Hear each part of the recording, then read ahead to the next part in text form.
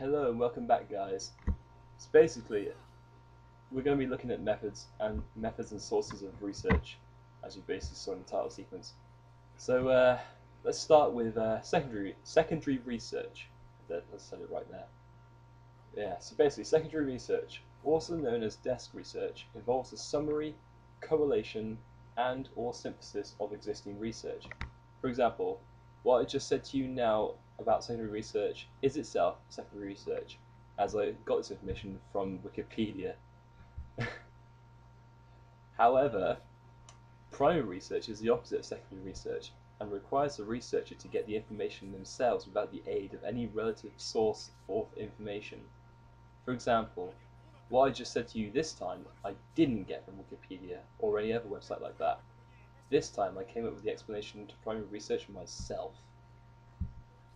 There are also 3 other methods of research, and those are RAJAR, that's Radio Joint Audience Research Limited, BARB, that's Broadcasters Audience Research Board, and EDAR, Electronic Entertainment Design and Research.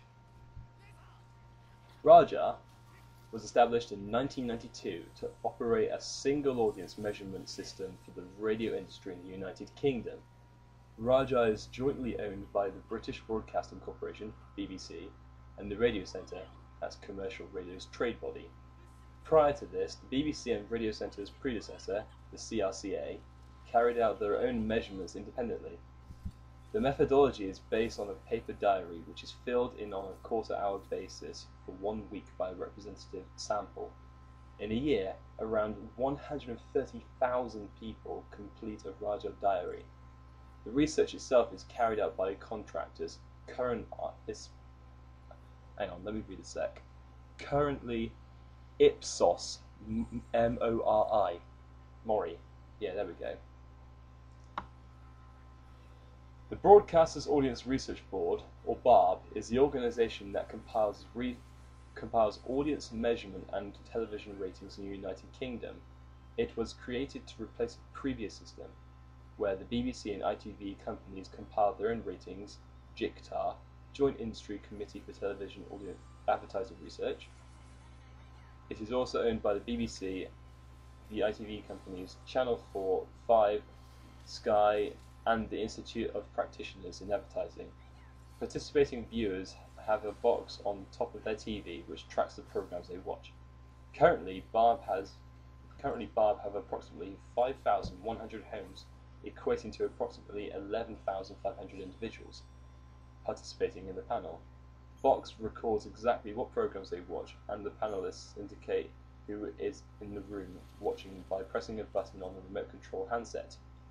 The data are collected overnight and published as overnight ratings at around 9:30 and following morning for use by TV stations and the advertising industry.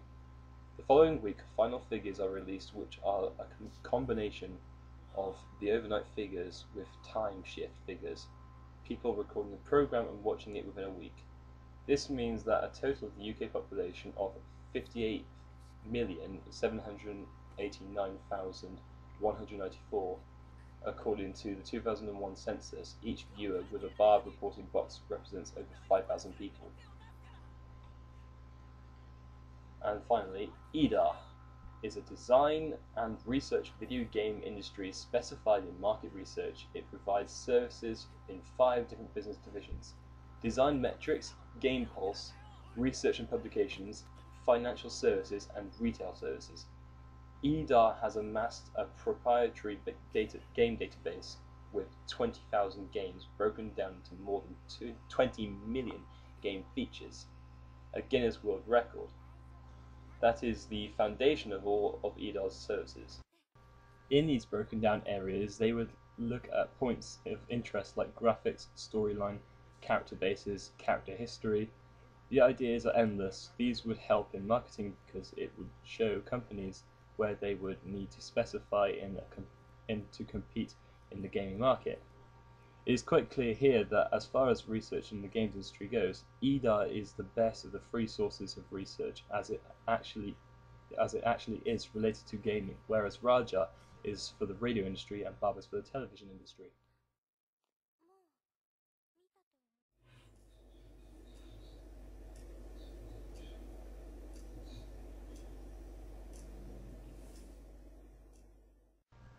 Next we're going to be looking at market segmentation.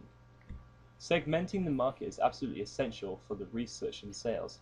Because of this, targeting types of audiences is made easy, as the people in these target audiences are made into demographics, which I believe I already talked about. But anyway, this means that everyone in a certain demographic has similar likes and dislikes when it comes to the different forms of products being aimed at them. Because of this, advertising is much more effective to the specific audience segment. Audience segmentations are usually divided up into 4 segments known as SAGE, and here are what it stands for. S is for social class. Average household income needs to be considered. This is because not everyone earns enough to be able to buy video games, and it would be astronomically pointless to target a poorer audience, since video games would hardly be sold and profits would plummet. A is for age. Age is probably the most important segmentation of them all, since the averagegamer.com shows that most UK gamers are 23 years old and over. Advertisements for mature rated games would be a success. G is for gender. This being another big deal segmentation, due to the human psychology, male gamers will enjoy blood and gore in games more so than female gamers. This is at least the usual case, but clearly this doesn't apply to everyone at all. However, it's still a large majority. But because 51.2% of males aged 10 to 35 play video games on a regular basis, the male gender has an incredibly large market for plausible games such as first-person shooters. And finally, E. E is for ethnicity. Ethnicity is definitely an important segmentation to consider, as you would not want to offend anyone by commenting inappropriately about the racial status of some people, real or virtual.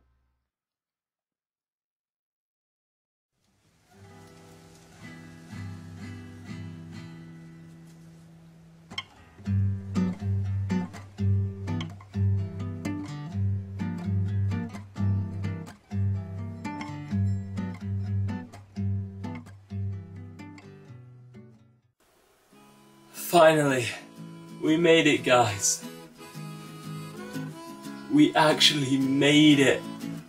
So anyways, here's my conclusion on our study during this fairly long webcast.